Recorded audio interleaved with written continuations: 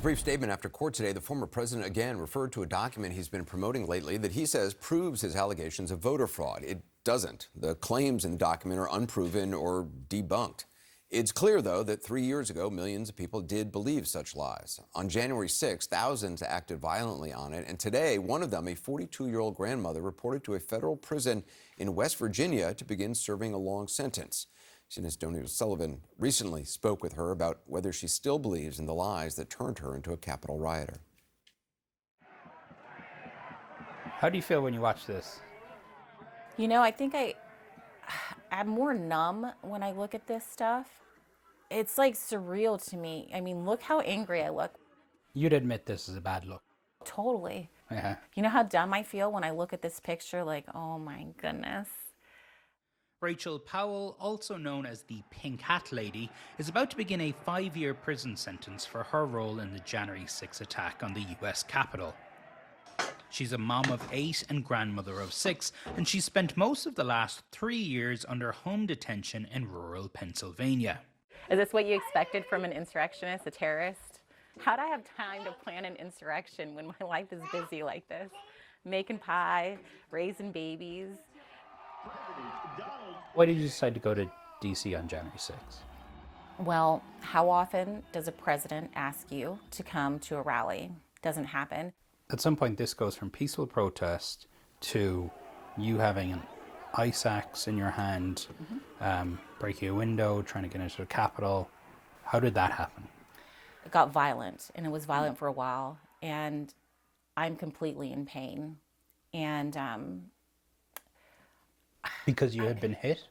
oh man, I'd been hit with a baton, I'd been grabbed and thrown, I'd been sprayed. I mean, my whole body was on fire.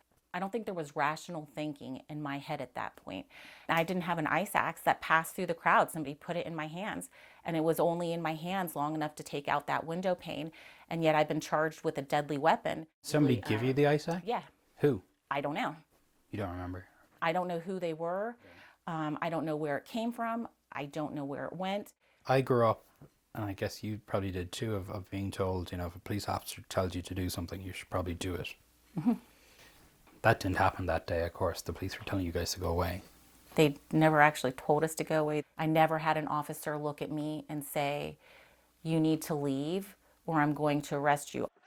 Footage like this of Rachel, seen here in the fur hooded coat, pushing against a police line, and messages she posted on social media condoning violence ahead of January 6th were used by prosecutors to argue that Rachel wasn't just a peaceful protester who got caught up in the chaos of the day. Do you regret that day? I have a lot of remorse for ruining my family's life. I mean, in one day, I destroyed everything. For nothing. I don't have remorse for attending protests. I don't have remorse for speaking out and saying that I believe that the election is stolen. I do have remorse for breaking a window and destroying my whole family's life, and for thinking irrationally and not realizing, like, why don't you just sit down at this protest? A federal judge convicted Rachel on 9 counts, including destruction of government property, obstruction of an official proceeding, and engaging in physical violence in a restricted building or grounds. I'm sorry, it's like my last weekend before I go in. But, like, I love my children so much. And so it's like the last thing that they can take from me. That'll be the hard part. And I don't deserve this, and my kids don't deserve it. Like, have we not been through enough? Like, that's the last thing that we have to lose is each other. Prosecutors said Rachel showed nothing but contempt for the court and legal system. You said, you know, that you feel dumb, set up, Yep. duped. Yeah. Why do you feel duped? With January 6th, I cannot prove it was a setup, but I feel like, what if it was? Rachel isn't alone. A quarter of Americans believe the conspiracy theory the January 6th attack was instigated by the FBI.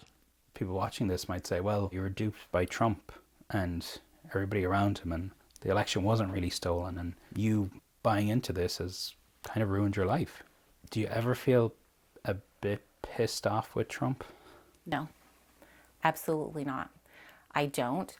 I've had problems with this election process for years and years. 15 years ago, if there would have been protests about election fraud, I would have gone to those, because our whole country and everything about our lives is determined by voting. Surely, in the last 3 years, being locked in here, have you ever had a moment where you're like, you know, maybe I'm wrong. Maybe Biden actually won the election. Maybe I'm the conspiracy theorist. No, not at all. She's due to spend the next few years behind bars, but she believes one man could change that. So this hat says, "Rachel, we love you." Trump. Three of my sons, they met Trump, and you can actually see them one of the times here.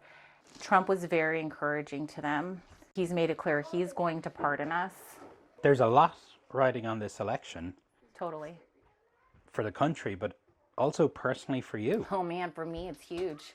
For me it's like life or death. It's huge. If Trump wins, you could get out of prison. Correct, I will get out of prison.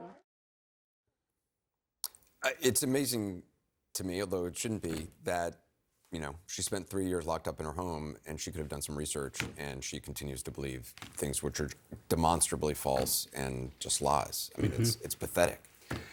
And look, It's amazing she is teaching her children this as well. I mean, I'm stunned. I mean, what makes Rachel Sorrell more incredible also is she didn't even vote for Trump in 2016. She wasn't particularly politically active. She didn't really believe in voting for a while. It was COVID, the lockdown. She said that she started going to anti-lockdown protests. That led to Stop the Steal. And that, of course, brought her to January 6th, where, look, I mean, she claims that the axe was placed into her hand and everything else, and she doesn't view this as an insurrection. Clearly, a court disagreed. But look, Anderson, I think a lot of our viewers, and I certainly already know from some of our viewers who comment online, ask why are we speaking to somebody like Rachel Powell? The reality is that she's not alone. I find it informative to hear from her. I mean, it's Yeah. telling about a mentality and a psychology of some people who are supporting the former president and why. Yeah, and the falsehoods about the election are believed by tens of millions of Americans. And now, of course, you even see the conspiracy theories about the day itself. Right, her whole being duped thing. I mean, Donnie Sullivan, fascinating. Thank you.